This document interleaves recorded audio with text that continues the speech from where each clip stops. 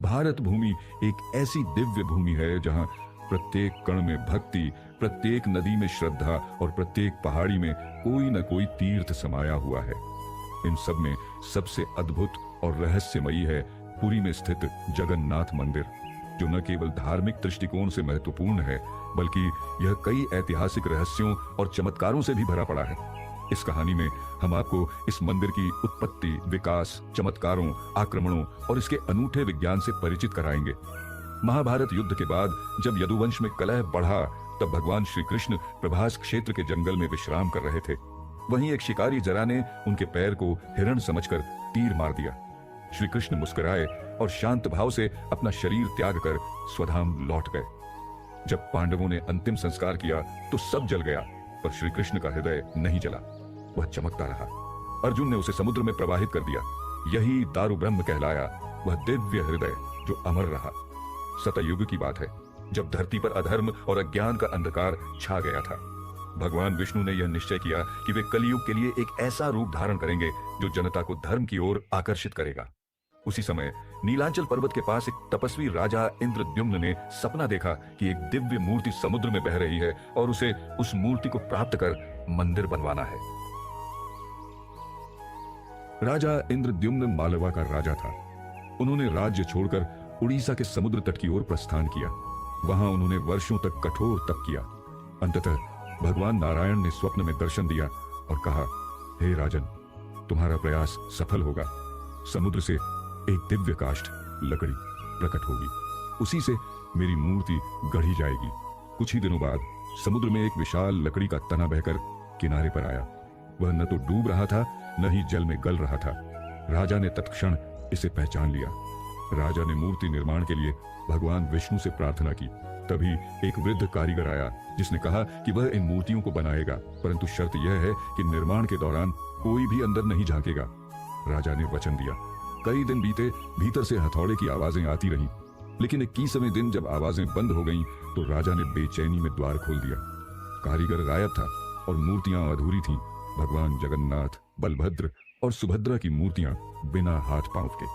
परंतु तभी आकाशवाणी हुई, हे राजन, यही मेरा सच्चा रूप है और मैं इसी रूप में पूजा जाना चाहता हूँ।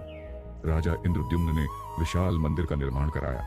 इसे बनाने में हजारों कारीगरों, शिल्पियों और ब्राह्मणों का योगदान रहा। मुख्य शिखर 214 फीट ऊंचा बनाया गया।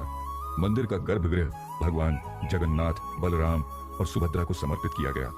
इस मंदिर की सबसे बड़ी विशेषता यह है कि यह समुद्र तट पर स्थित होने के बावजूद यहाँ समुद्र की आवाज अंदर सुनाई नहीं देती और मंदिर की छाया कभी जमीन पर नहीं पड़ती।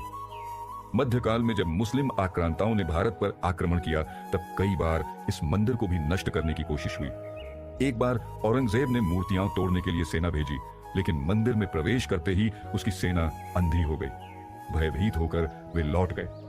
एक अन्य अवसर पर भक्तों ने भगवान की मूर्तियों को छुपा लिया और जंगलों में पूजा करते रहे। बाद में जब शांति आई, तब पुनः मूर्तियों को मंदिर में स्थापित किया गया। पुरी की रथ यात्रा विश्व विख्यात है। यह एकमात्र पर्व है जब भगवान स्वयं भक्तों के बीच आते हैं। विशाल रथों पर भगवान जगन्नाथ, बलभद्र और सुभद्रा को रखकर गुंडिचा मंदिर तक ले जाया जाता है।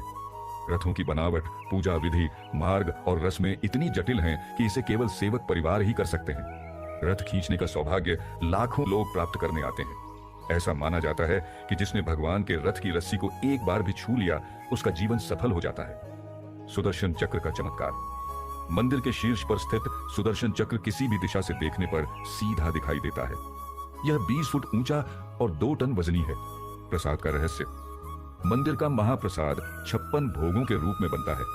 यह मिट्टी के बर्तनों में लकड़ी की आग से पकाया जाता है और सबसे ऊपर रखा बर्तन पहले पकता है। यह विज्ञान से परे है। ध्वज परिवर्तन। हर दिन मंदिर के शिखर पर ध्वज बदला जाता है। यह कार्य 200 फुट की ऊंचाई पर बिना किसी सुरक्षा के किया जाता है। जो भी यह कार्य करता है, उसका जीवन पवित्र माना जाता है। जगन्नाथ मंदिर केवल भक्ति का केंद्र नहीं, यह स्थापत्य, खगोल शास्त्र और वास्तु शास्त्र का अद्भुत संगम भी है।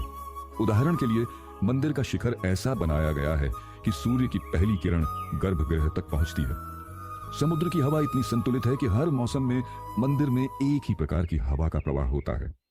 हजारों वर्षों से मंदिर की संरचना में कोई बदलाव नहीं हुआ है, फिर भी यह भूकंप, तूफानों और आक्रमणों से सुरक्षित रहा है।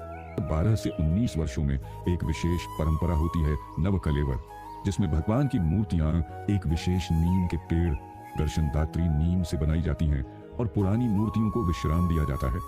यह रस्म अत्यंत गोपनीय होती है और केवल विशेष सेवायत ही इसमें भाग लेते हैं। इसमें पुरानी मूर्ति का ब्रह्म तत्व नई मूर्ति में स्थानांतरित किया जाता है। यह पूरी रस्म रात में बिना किसी बाहरी व्यक्ति की उपस्थिति में होती है। आज भी जगन्नाथ मंदिर पूरी दुनिया में हिंदुओं के लिए आस्था का केंद्र है।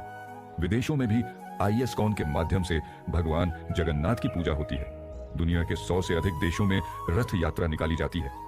भारत सरकार और यूनेस्को ने इसे विश्व धरोहर घोषित किया है।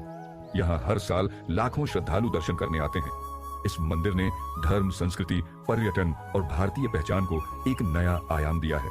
पुरी का श्री जगन्नाथ मंदिर केवल पत्थरों से बना एक भवन नहीं, यह श्रद्धा, इतिहास, विज्ञान और अध्यात्म का अद्भुत संगम है। यहाँ आने वाला हर भक्त कुछ न कुछ अद्वितीय अनुभव लेकर लौटता है।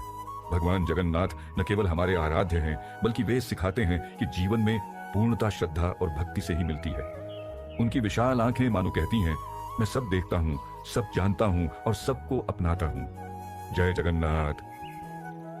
अगर आपको हमारी ये कहानी पसंद आई हो तो कृपया लाइक करें, शेयर करें और सब्सक्राइब जरूर करें। आपकी आस्था ही हमारी प्रेरणा है।